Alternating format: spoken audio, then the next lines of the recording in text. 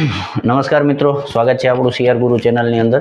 આજના લેક્ચરની અંદર મિત્રો આપણે જોવાનું છે કે ભાઈ 8મું પગાર પંચ આપણે 2026ની અંદર લાગુ પડશે તો પગારની અંદર કેટલો વધારો આવશે, ફિટમેન્ટ ફેક્ટર શું રહેવાનું છે અને આગળના જે આપણે પગાર પંચ લાગેલા છે તો એમાં કેટલો વધારો થયેલો છે તો એ આજના લેક્ચરની અંદર મુખ્ય આપણે જોવાનું છે. તો પ્રથમ છે આપણે મિત્રો કે ભાઈ પે કમિશન ક્યારથી ચાલુ થયું છે, મીન્સ કે આ 8th પે કમિશન આવે હવે આ સરકારી કર્મચારીઓને જે લાગુ હોય છે તો પે કમિશન ક્યારથી ચાલુ થયું છે તો પે કમિશન મિત્રો 1946થી ચાલુ થયું છે. એટલે દેશ આપણો આઝાદ થયો હતો 1947માં. તો એની પહેલાં જે એનાઉન્સ થયેલું હતું આપણે બ્રિટિશ ગવર્મેન્ટ જ્યારે મૂકીને જવાનું હતું તો એ સમયે આપણે પે કમિશન મીન્સ કે સરકારી કર્મચારીઓ માટેનું જે આખું એક પે કમિશન આખું તૈયાર કર્યું હતું કે ભાઈ મિનિમમ વેજ કેટલી દેવાની હોય છે. તો એ માટે પે કમિશન 1946માં ગઠન થયું હતું. એના અધ્યક્ષ તરીકે શ્રીનિવાસ વરદાચાર્ય કરીને જે વ્યક્તિ હતા તો એણે એના અધ્યક્ષ સ્થાને થયું હતું અને એના સભ્યો હતા. તો એનો જે રિપોર્ટ હતો એ 1947માં સરકારને સુપરત કર્યો અને પ્રથમ પે કમિશન લાગુ થયું 1947માં. અને ત્યારે મિનિમમ વેજ એટલે કે મિનિમમ પગાર છે એ 55 રૂપિયાથી શરૂઆત થઈ હતી 1947ની અંદર. પછી વખત એમાં જે કીધેલું હતું એ પ્રમાણે કે દર 10 વર્ષે એની સમીક્ષા કરવાની હોય છે પે કમિશનની, અને જે વધારો કરવાનો હોય ત્યારે હજી ફિટમેન્ટ ફેક્ટર આ 3ની અંદર લાગુ નહોતા થયા કે ફિટમેન્ટ ફેક્ટર લગાડીને તમે પગાર વધારી શકો. ત્યારે તેના સભ્યો અને કમિટી મેમ્બર જે હોય છે તો એ નક્કી કરતા અને સરકાર નક્કી કરતી એ પ્રમાણે એ લોકો વધારો આપતા. તો 1959ની અંદર સેકન્ડ પે કમિશન આવે છે, બીજું પે કમિશન. એમાં 55માંથી 80 રૂપિયા થાય છે મિનિમમ પગાર અને 45%નો હાઇક મળે છે ત્યારે. પછી ત્રીજું પે કમિશન આવે છે 1973ની અંદર. 73માં 196 રૂપિયા પગાર થાય છે અને હાઇક મળે છે 145%. એ સમયે આપણે 1973ની અંદર.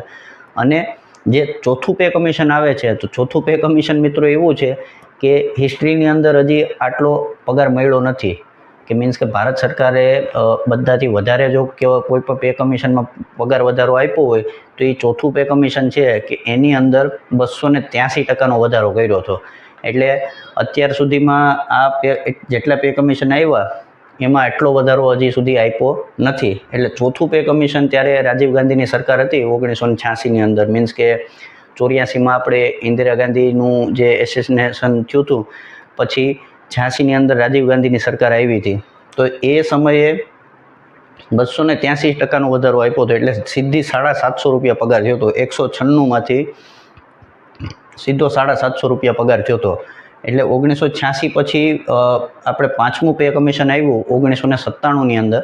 તો 1997માં આપણે 2550 રૂપિયા પગાર થયો હતો ત્યારે 240% ત્યારે વધારો થયો હતો. આ 2550 રૂપિયા જે પગાર વધારો થયો હતો એ છઠ્ઠા પગાર પંચ સુધી હજી હાલશે. એટલે કે 2008ની અંદર છઠ્ઠું પગાર પંચ આવ્યું. તો છઠ્ઠું પગાર પંચ 2008માં આવ્યું અને લાગુ અહીંયા આપણે એપ્રિલ 2009માં થયું હતું અહીંયા ગુજરાતની અંદર આપણે. તો ત્યારે મિનિમમ પગાર 7000 રૂપિયા કરી દીધો હતો. વધારો થયો હતો 175%. અને 2016માં આપણે હાલમાં જે લાગ્યું હતું એ ત્યારે 18,000 રૂપિયા બેઝિક થઈ ગયો હતો આપણે જે 7મો પગાર પંચ લાગ્યું એમાં. તો એમાં વધારો થયો હતો 157%નો વધારો થયો હતો. મીન્સ કે તમે ગણો 7,000થી 18,000 સીધા થયા એટલે 157%નો વધારો થયો હતો. હવે આપણે સમજવાનું છે કે ભાઈ જે વધારો થાય છે તો એ ફિટમેન્ટ ફેક્ટરનું જે છે તો એ ફિટમેન્ટ ફેક્ટર અહીંયાથી શરૂઆત થઈ હતી. ચોથું પે કમિશન જ્યારે લાગ્યું મીન્સ કે ચોથું પે કમિશન 283% જ્યારે આવ્યું તો એ ત્યારથી ફિટમેન્ટ ફેક્ટર લાગુ થયું છે કે ત્યારથી એની ગણતરી ફિટમેન્ટ ફેક્ટર તરીકે જે ગણતરી કરતા હોય છે તો એની એ પ્રમાણે પછી લાગુ થયું છે. ફિટમેન્ટ ફેક્ટરનો ફોર્મ્યુલા છે આખી, આપણે અહીંયા લખી નથી. એ ફોર્મ્યુલા ઉપર એ લોકો ફિટમેન્ટ ફેક્ટર કાઢતા હોય છે કે જે સરકારના જે નિમાયેલા જે સભ્યો હોય છે એ ફિટમેન્ટ ફેક્ટર કાઢતા હોય છે. અત્યારે હાલમાં અંદાજિત આપણે ગણીએ તો 3 ફિટમેન્ટ ફેક્ટર આવે છે. પછી સરકારના જે અત્યારે જે આપણે શું કહીએ જે આપણે કોઈ રેલવેના હોય છે કર્મચારીઓ કે એના જે મંડળો હોય છે એ માંગણી તો બહુ વધારે કરે છે, 3ની માંગણી કરે છે કે 3નું ફિટમેન્ટ ફેક્ટર રાખો, કાં પછી 2.5થી ઉપરનું રાખો કે એ રીતનું 2.5થી 3ની વચાળેનું રાખો ને એ રીતનું ફિટમેન્ટ ફેક્ટર માંગણી તો કરે. પછી સરકાર ઉપર ડિપેન્ડ છે કે સરકારે કેટલું આપવું છે. તો 7મા પગાર પંચની અંદર 2.57નું ફિટમેન્ટ ફેક્ટર હતું. મીન્સ કે 2.57નું ફિટમેન્ટ ફેક્ટર આપ્યું એટલે 18,000 આપણો બેઝિક થઈ ગયો હતો. હવે 8મું પે કમિશન આવ્યું તો અત્યારે હાલમાં છે 18,000 આપણો બેઝિક છે. મીન્સ કે જે અત્યારે કોઈ પણ લાગે તો 18,000થી શરૂઆત થાય. જો ફૂલમાં લાગે તો અત્યારે તો ફિક્સેશન પોલિસી આપણે ગુજરાતની અંદર છે, ફૂલમાં આવો એટલે 18,000થી આપણી શરૂઆત થતી હોય છે. પણ આમાં અત્યારે મોંઘવારી છે અત્યારે 55% અને હાલમાં હમણાં 3% વધશે એટલે 58% મોંઘવારી છે અત્યારે હાલમાં. મીન્સ કે કેમ કે અત્યારે હજી બાકી છે આપણી જે દિવાળીએ જે મોંઘવારી આવે છે ઓક્ટોબરની, એ 3% મોંઘવારી વધવાની છે. AICPનો જે ચાર્ટ આવે છે એમાં 3% છે એટલે 3% સરકાર વધારવાના છે એટલે 58% મોંઘવારી થશે.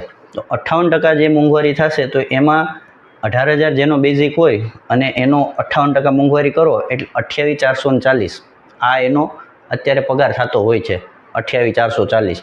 અને તમે ફિક્સેશનમાં હોય તો ફિક્સની અંદર અત્યારે 29,800 જે છે એ આપણે કોન્સ્ટેબલની વાત કરીએ તો 29,800 અત્યારે મળે છે. મીન્સ કે 26,000 ફિક્સ છે અને 4,500 રૂપિયા જે આપણે એક્સ્ટ્રા એલાઉન્સ મળે છે એ, અને રજા પગાર જે છે એ મેં તમને કીધું એ એક્સ્ટ્રા ભથ્થું છે આપણે. મીન્સ કે રજા પગાર તમે ભરો તો મળે છે એટલે આપણે 29,500નો આપણે ગાળો રાખીએ કે ભાઈ 29,500 અત્યારે મળે છે આપણે, તો એ આની હારે જ આવી ગયું. પણ આમાં પછી બીજું એડ એ થતું હોય કે ભાઈ તમને હાઉસ રેન્ટ, ટ્રાન્સપોર્ટ એલાઉન્સ અને રજા પગાર આ ત્રણેય એડ થતું હોય આની અંદર એટલે પગાર વધી જતો હોય છે. અત્યારે આમાં ગણતરી જે ફિટમેન્ટ ફેક્ટરની અંદર થતી હોય છે તો એ DA અને તમારું બેઝિક.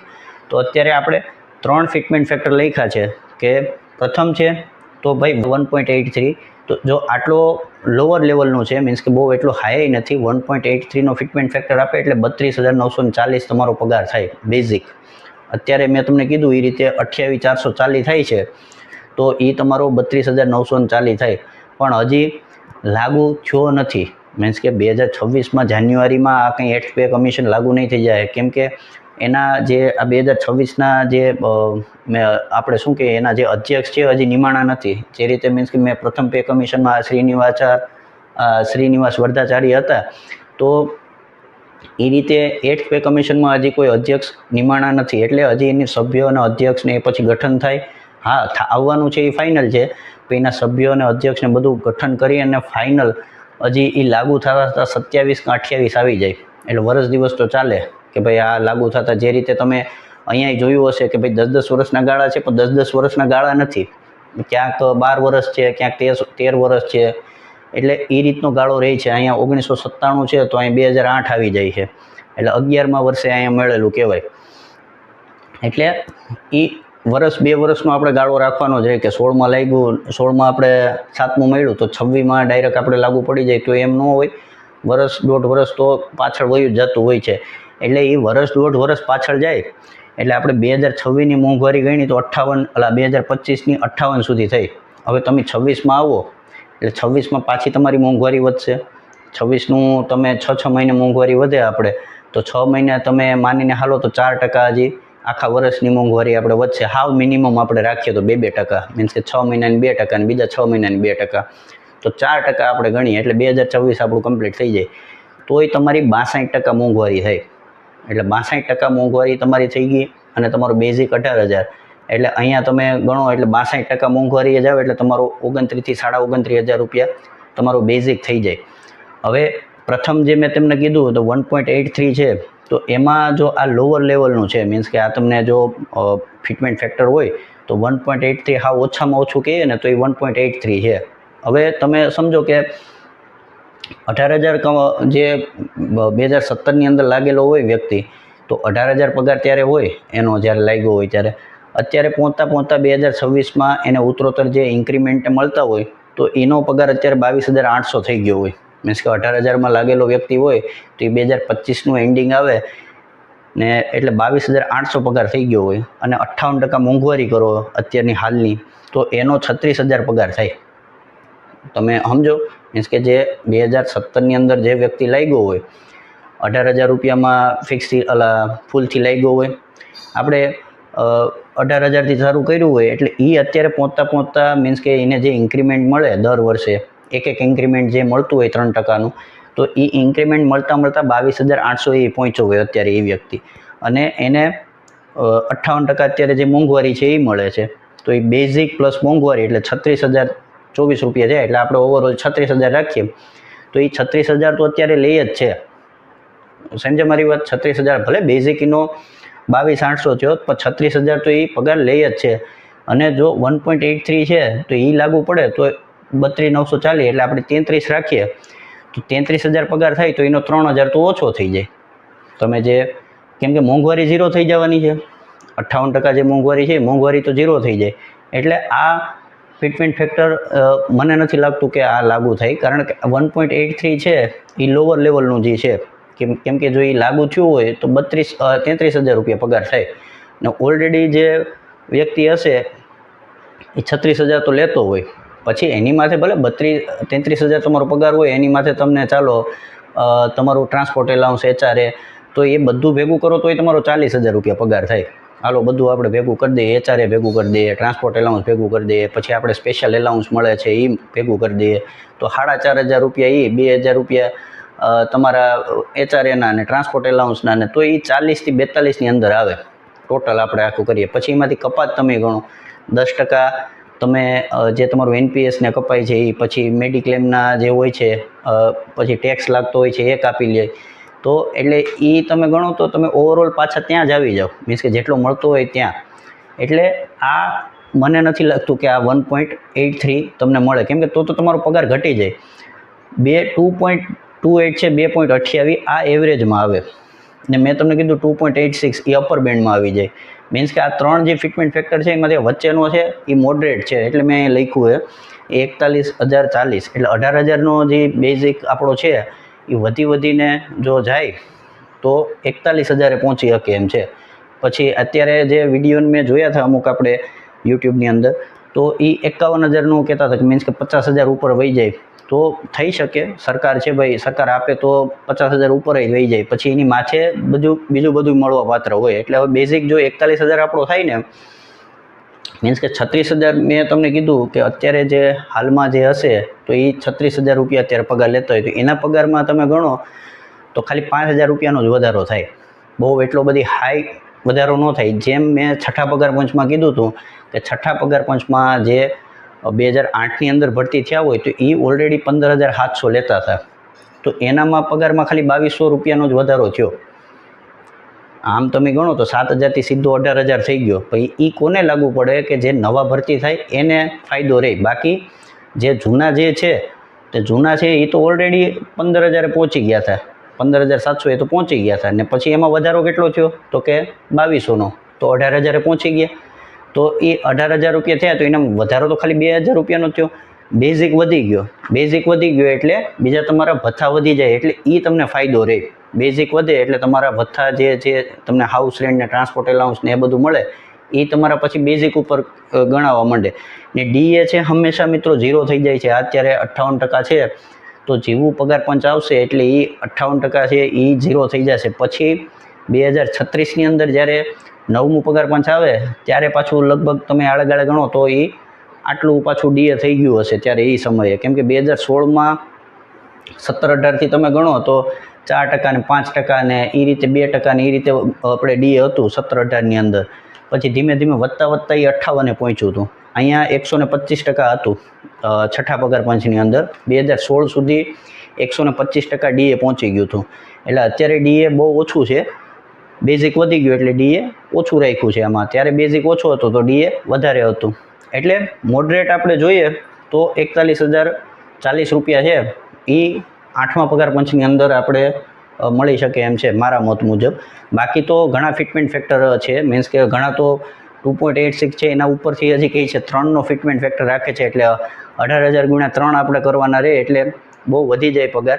એટલે સેમ આપણે તો આ તો એન્ટ્રી લેવલની વાત કરી છે. હજી તમે મીન્સ કે આગળ આપણે જોઈએ કે ભાઈ ASIની સેલેરી, PSIની સેલેરી, PIની સેલેરી, DYSPની સેલેરી, એટલે એ લોકોના બેઝિક તો વધારે હોય, એને ગુણ્યા તમે ફિટમેન્ટ ફેક્ટર કરો એટલે લાખોમાં સેલેરી હોય જાય બધાની. આપણે ખાલી એન્ટ્રી લેવલની વાત કરીએ, 18,000ની આપણે સેલેરી અહીંયા 41,000 આપણે પહોંચે છે. ફિટમેન્ટ ફેક્ટર આપણે 2નો રાખ્યો, 2.28નો, તો સપોઝ કે આપણે PSIનું આપણે ગણીએ તો PSIમાં તમે ભરતી થાવ એટલે તમારો બેઝિક હોય 39,900 એટલે 40,000નું આપણે ગણીએ તો 40 ગુણ્યા આપણે 40,000 ગુણ્યા 2.28 કરવાનું રહે એટલે 80 થી 85,000 રૂપિયાનો આળોગાળે એનો બેઝિક થઈ જાય. એટલે મીન્સ કે અત્યારે જે મિત્રો 40,000થી એની શરૂઆત કરી હોય આપણે એનો બેઝિક પગારથી, એટલે પછી બેઝિક એટલે અત્યારે તમે ગણો 40,000 એનો બેઝિક હોય ને તો બેઝિક ગુણ્યા 58% મોંઘવારી એ લોકોને ગણવાની રહે. એટલે એ લોકો ઓલરેડી અત્યારે 60,000ની આળેગાળે પગાર લેતા હોય અને એનો વધી જાય 2.28નું એટલે 80,000 80થી 85 થાય એટલે એનો બેઝિક થઈ જાય. એટલે એ રીતે મિત્રો ગણતરી કરવાની રહેતી હોય છે કે ભાઈ PSIને પણ જે 40,000થી શરૂઆત કરતા હોય છે તો 40,000થી એમને ઉત્તરોત્તર ઇન્ક્રીમેન્ટ મળતા રહેતા હોય છે. તો ઇન્ક્રીમેન્ટ મળીને એ લોકોએ અત્યારે મીન્સ કે 2017ની અંદર કોઈ PSIની અંદર ભરતી થયા હોય તો 5 વર્ષ તો ફિક્સ હોય, હાલો તો 5 વર્ષ ફિક્સ પછી એ બીજા 5 વર્ષ કાઢે તો એના 5 ઇજાફા એના મંજૂર થયા હોય તો 39,900થી એનો બેઝિક ચાલુ થયો હોય તો પછી 1,000 રૂપિયા કે 1,200 રૂપિયા એમનો જે ઇજાફો છૂટતો હોય તો એ 5 વર્ષમાં એમનો 45,000 રૂપિયાનો બેઝિક થઈ ગયો હોય.